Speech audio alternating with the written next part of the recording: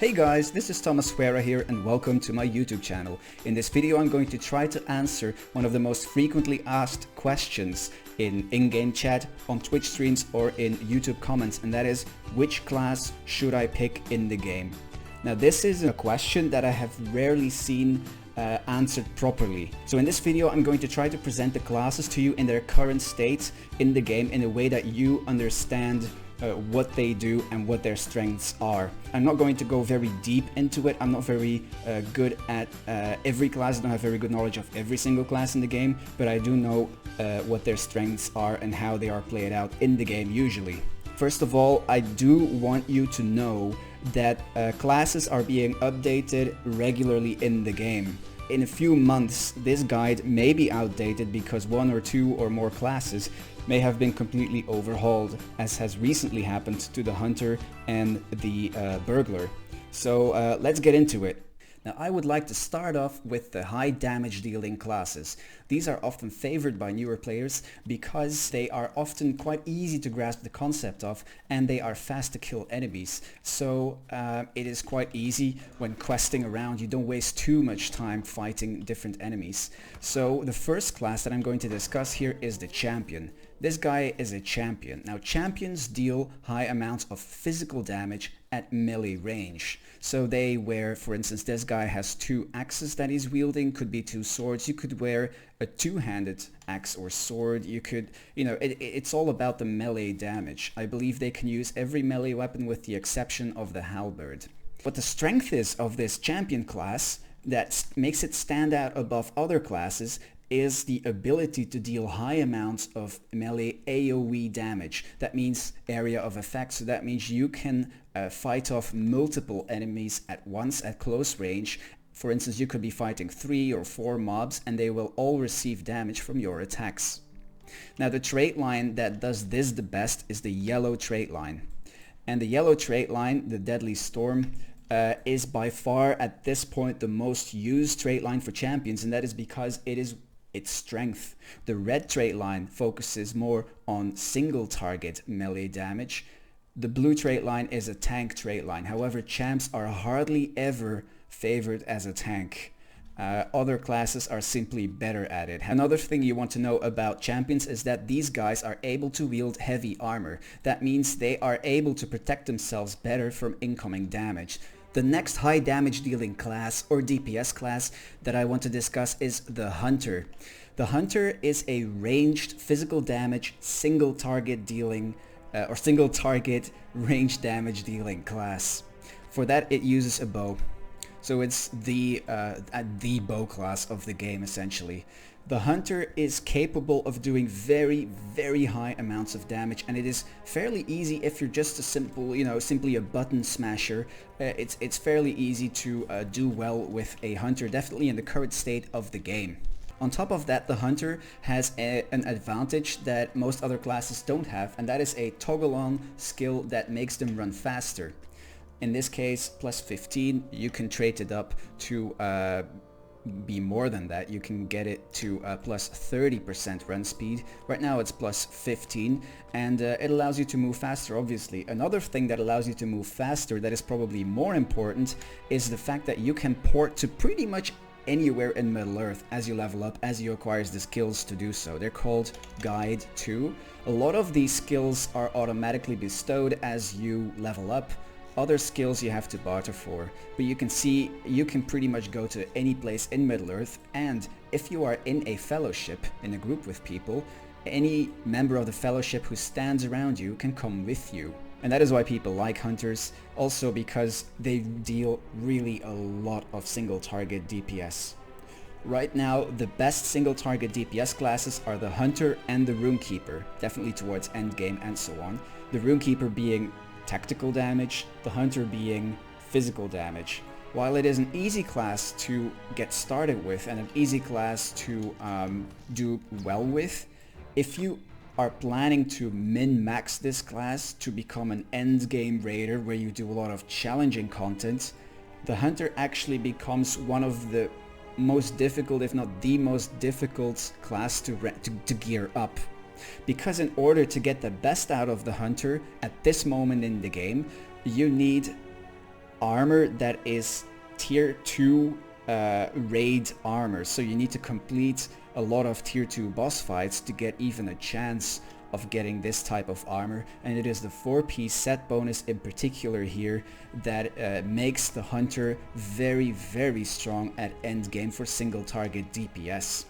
In the current state of the hunter class, the blue trait line will offer the best single target range DPS of the 3 trait lines, and that is essentially what you will do as a hunter, either when questing or when running group content.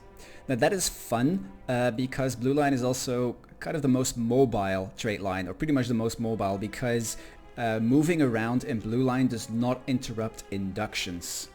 Also, in combination with the precision stance, you have a bunch of stances as a hunter. They give you different advantages, but precision stance will give you the most focus, and then you can really spam focus consuming skills, which makes the hunter very powerful. The red line trait line is more of a slower trait line, but it really focuses on buffing up the first hits that you perform as a hunter. So for burst damage, this is basically a very good trait line, but for everyday stuff and sustained DPS, the blue line will outshine the red line. By the way, by the time you've done buffing your first shot in red line, blue line will already be a bunch of mobs further than the red line hunter. Yellow line is something completely different, something completely unique, and that is a trait line that focuses on laying down traps. It gives you the least outgoing DPS, but it's very tactical. It has some survivability advantages, and in the Ettenmoors it is very often used in combination with some blue line stuff to great effect because of the crowd control that you can do as a hunter. Other than that, the hunter, I just find it a really fun class to be able to take out enemies at range before they can even attack you. The third and last dedicated DPS class that I'm going to discuss is the Rune-Keeper. The Rune-Keeper is a tactical ranged damage dealing class, mostly but not exclusively single target. Its best trait line for absolute high DPS, high damage, is the red line, the fire trait line, let's say, and its skills are induction based, so you have inductions as opposed to obviously champions, and hunters mostly are not induction based if you play it right, but Rune-Keepers are induction based, and they are also damage over time, so you put bleeds on your enemies, you stack those bleeds. Plus there is also this system, much like Fervor with the champion and much like Focus with the hunter, the Rune-Keeper has attunements. So you can be attuned higher or lower. Right now I'm neutrally attuned. If you're attuned all the way to damage, you can unlock certain skills like Combustion and Smoldering Wrath. If you're all the way attuned to more healing side of the attunement, then you can unlock certain healing skills as well as being more effective at your healing. Your heals will be bigger. If you're attuned all the way to the furthest end of the damage dealing attunement, then your attacks will also be much stronger. The Rune-Keeper does very high amounts of damage, but it is usually the hunter does a little bit more still than the Rune-Keeper, but the reason why people will still go for Rune-Keeper is because this is a light damage dealing, a light armor class, I'm sorry, as opposed to the hunter, which is medium armor class, is because of the utility that Rune-Keepers can offer. Besides that, also some bosses have more vulnerability to tactical damage, others have more vulnerability to physical damage, so it's also you always need a mix. But the utility that the Rune-Keeper offers is mostly down to Do Not Fall this day. Do Not Fall is a skill that you can activate on a fellowship member. For instance, you could have a healer, a Minstrel, with you. You don't want your healer to die because then the fellowship will usually wipe, and you could have the reflex to put Do Not Fall on your healer. Then if the healer would die during the fight, they would revive. So that is why Do Not Fall this day is very useful, why you want to have a Rune-Keeper amongst your DPSers in your fellowship or in your raid. Other than that, as opposed to the hunter, the trait lines, the different trait lines that the Rune-Keeper has are very, very different. The blue line is a healing trait line. The Rune-Keeper is a capable healer, but not as good as the Minstrel. So I categorize this as a damage dealing class because that is what it stands out at. The yellow line is a lightning or thunder trait line with skills, damage dealing skills that are not induction based, they are instants, and they have a lot of stuns. So this trait line, or in combination with maybe some blue or whatnot, is often used in the Ettenmoors because of the crowd control capabilities and so on. That is the Rune-Keeper, a very fun class to play, and definitely a very capable class to play as well. So now we've had all the damage dealing classes, let's now look at the healers, or actually the healer, because there is one class that absolutely stands out as a healer, and that is the Minstrel class. The Minstrel class is kind of like a bard. It is a music playing class, let's say, and it is capable of doing tremendous heals in its blue line. Often it will be used in combination with a buffing role where you will buff your fellowship members' outgoing damage with Anthem of War in particular.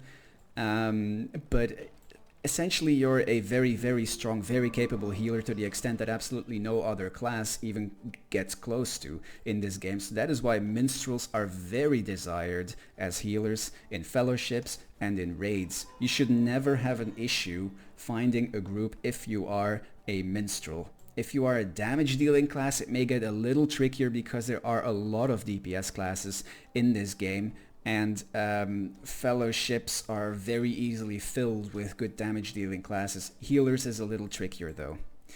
That is of course the blue line. These trait lines are very, very different in the Minstrel.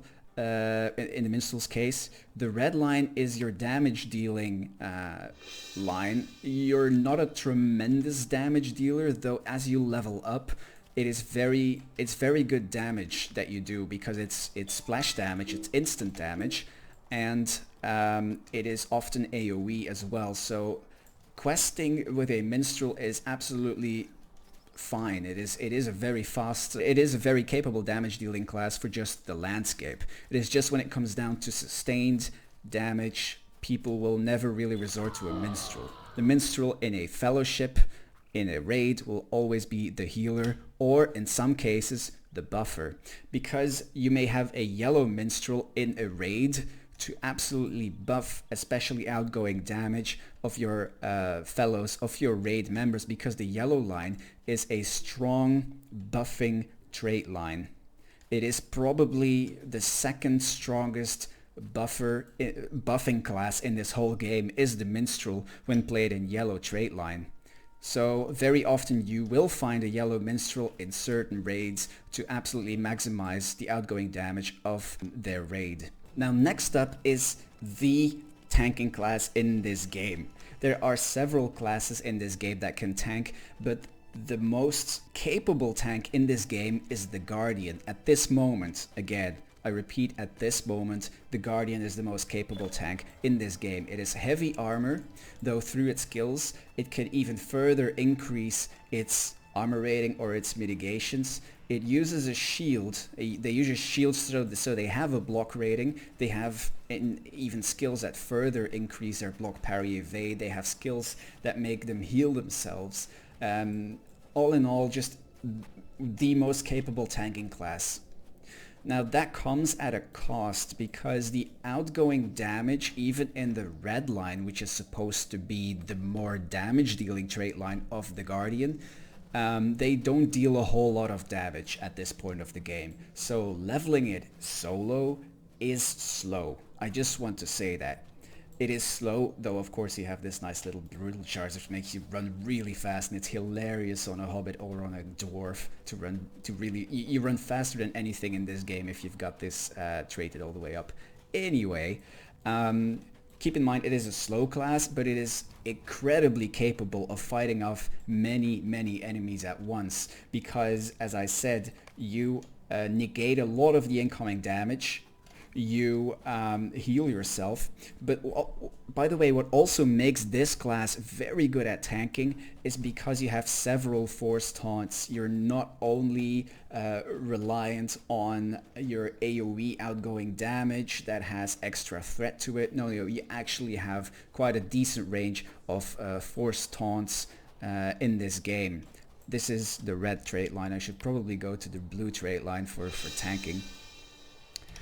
So you also have this skill called Shield Wall that will protect an ally if an ally gets the attention of a dangerous mob or a dangerous group of mobs. Then you can put a shield wall on them and the damage on them comes to you.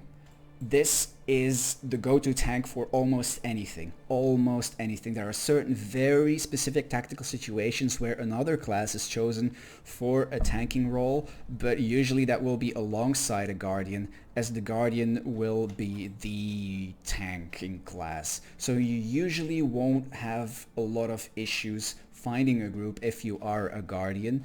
So if you enjoy tanking, if tanking is what you really love doing, then by all means pick a Guardian. It is not difficult to get started with, though know that there is this system with the Guardian where certain skills only unlock when you have when you use a certain skill, or when you have there are block, parry, evade, response skills. So when you block an incoming attack, you will unlock a certain skill that you can use. This is, for instance, a parry response skill, whirling retaliation.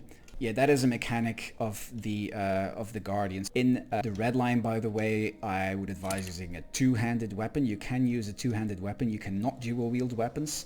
Definitely a very strong class, an absolutely very capable class, a 5-star class, but be aware that the leveling may be slow, although you will rarely ever die.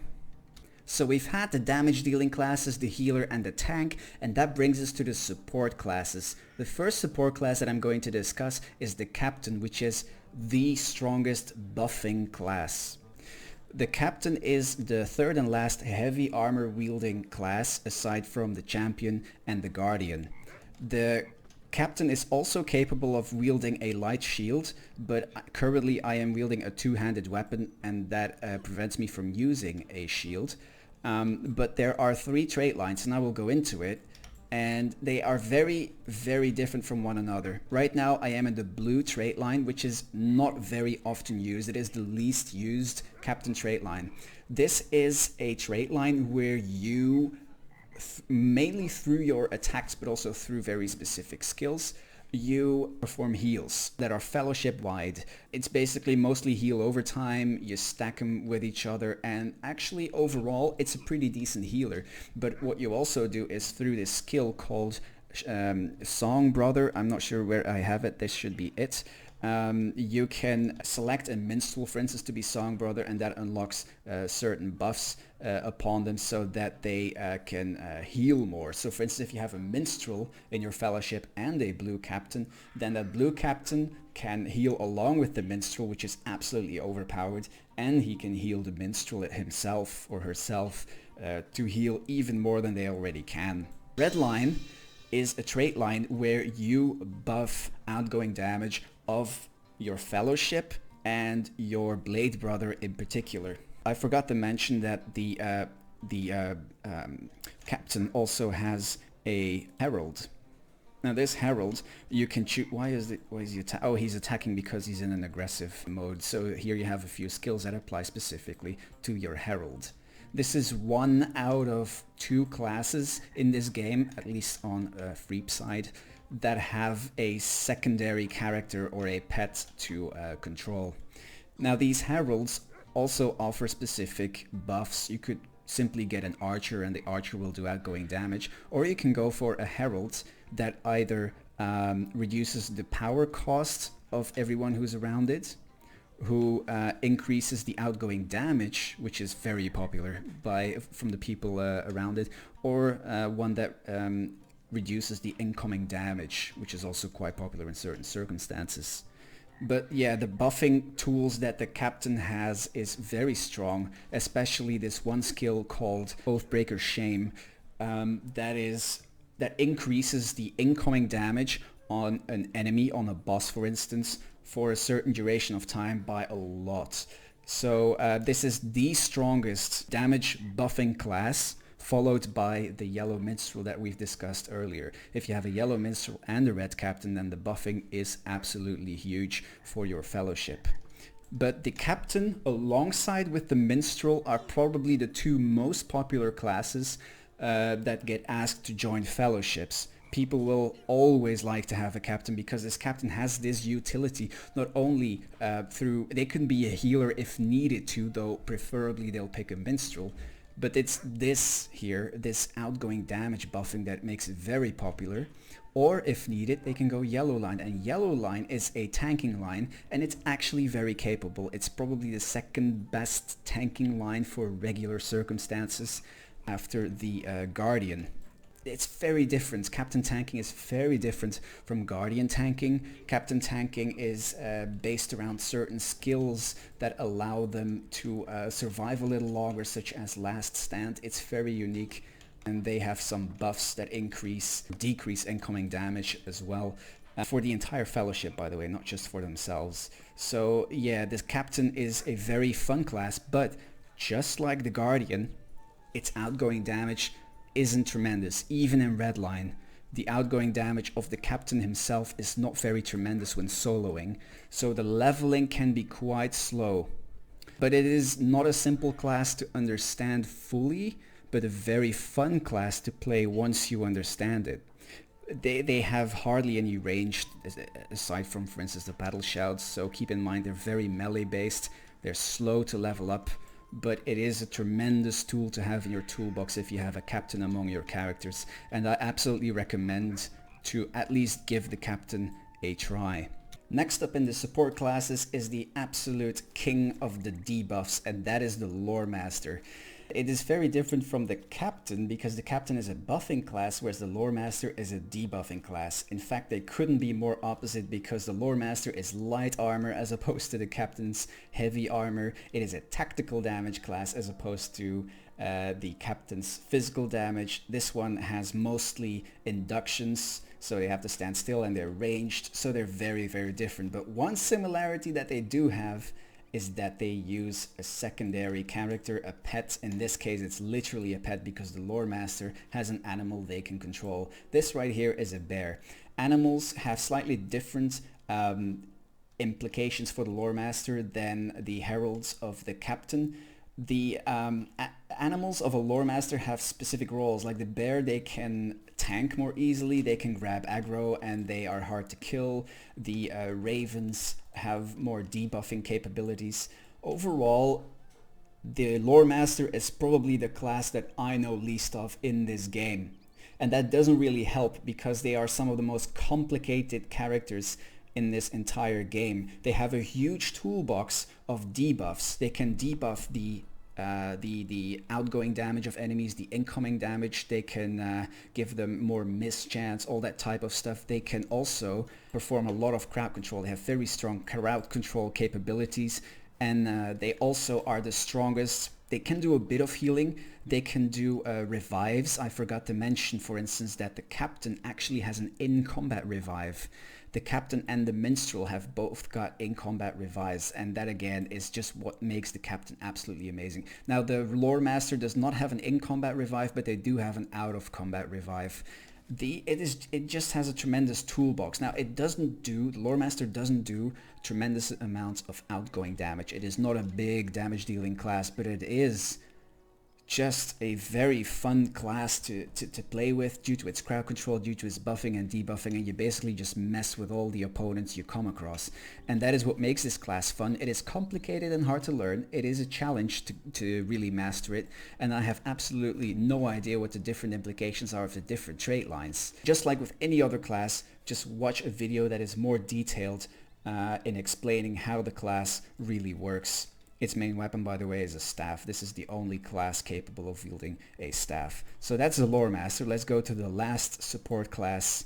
Now the last support class is also a debuff class, and I have actually removed my Burglar recently. We're talking about the Burglar. This was before, well, not recently, quite a long time ago. This was before the update that made burglars more viable.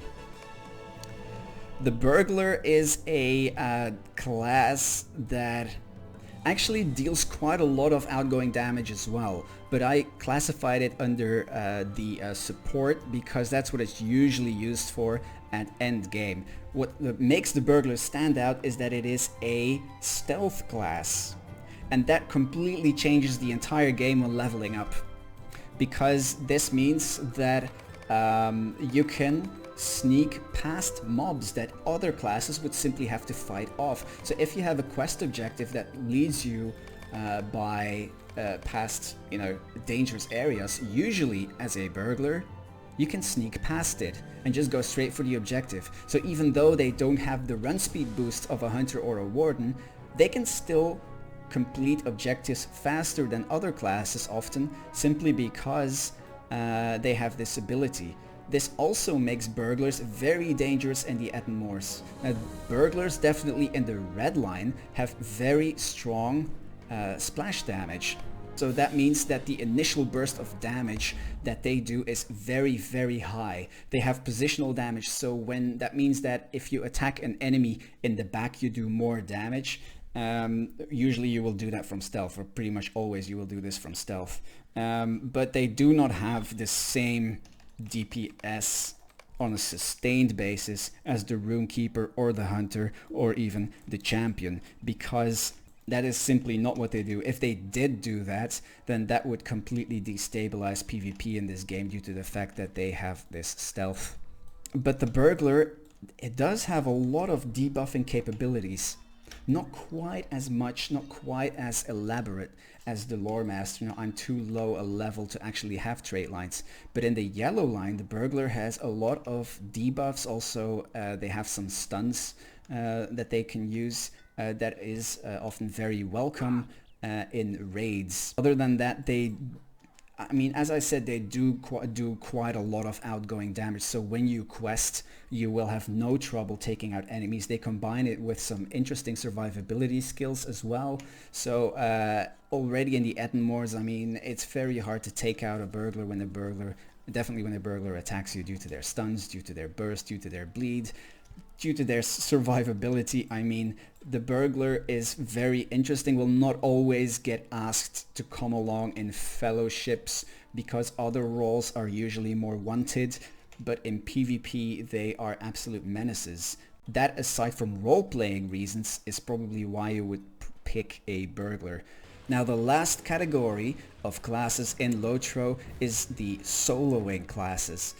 By that I mean that you have a bunch of classes that are jack of all trades but not really masters of anything, but it enables them to take on quite a lot of enemies at once while still staying alive and doing a reasonable amount of outgoing damage.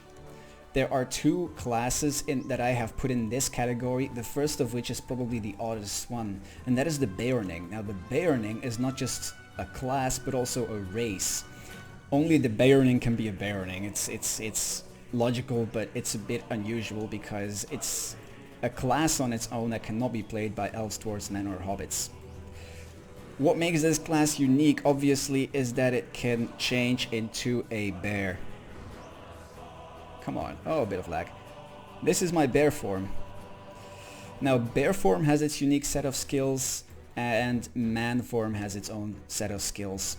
So generally speaking, the bear form is better mitigated, has better outgoing damage. In man form, you basically just use your skills in preparation of going into bear form, where you can be an absolute menace to your enemies. There are 3 trait lines again, and this is where it gets tricky, because for a long time and still today, people have issues categorizing what the Beorning is actually good at.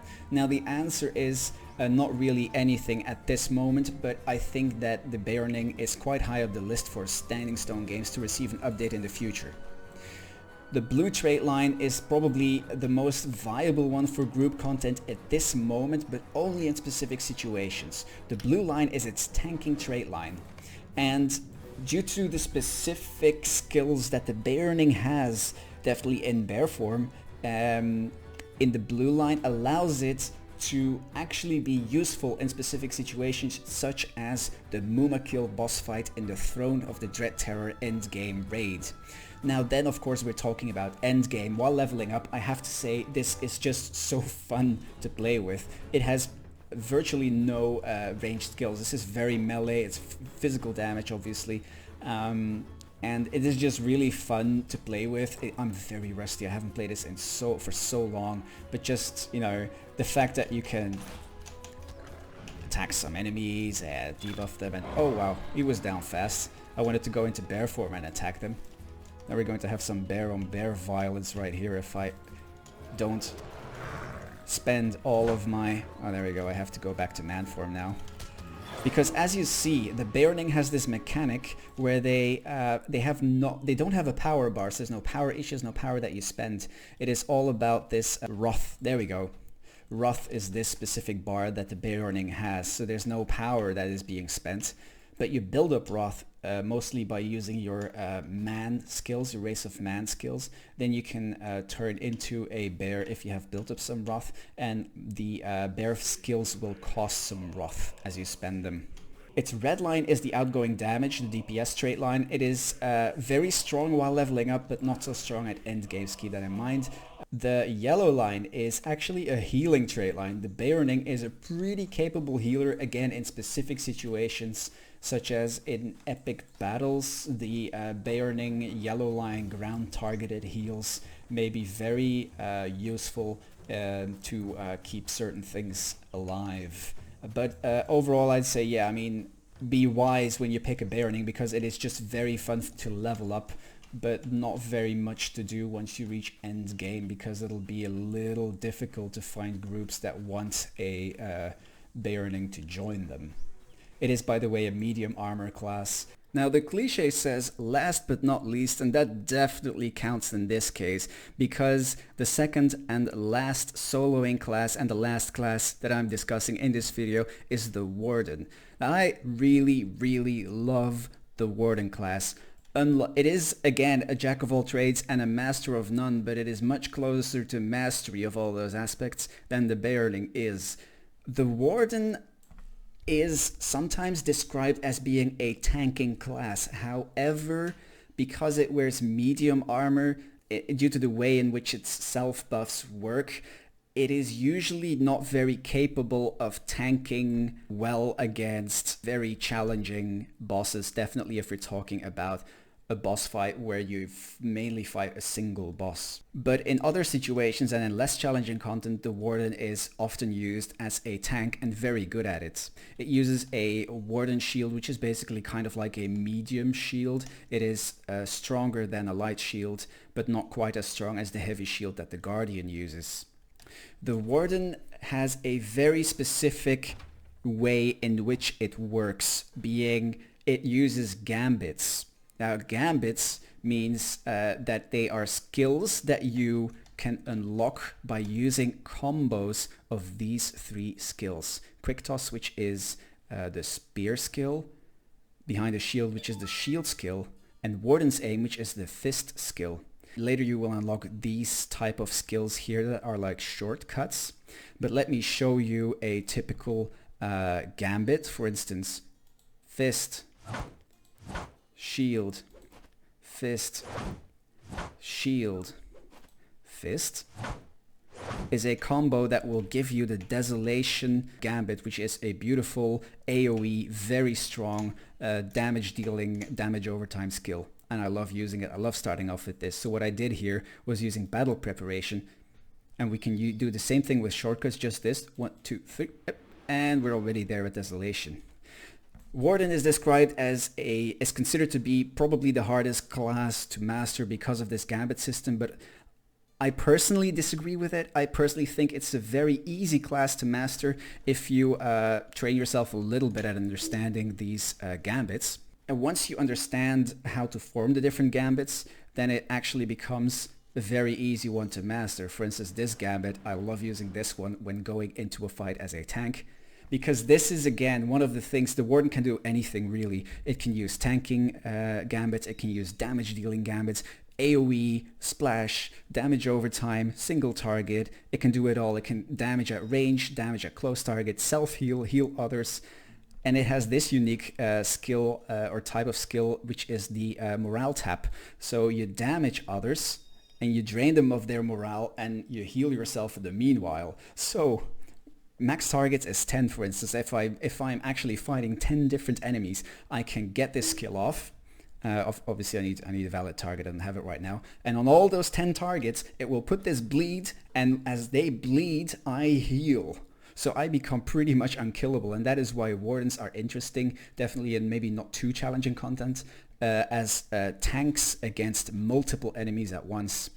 And the threat that you generate to keep aggro is a little different from the Guardians that use taunts. I mean, you have a taunt, but you also use your outgoing damage, which has a threat multiplier to keep the threat on you. So you will use a lot of your fist skills, which are AoE damage dealing skills, to keep the aggro on you.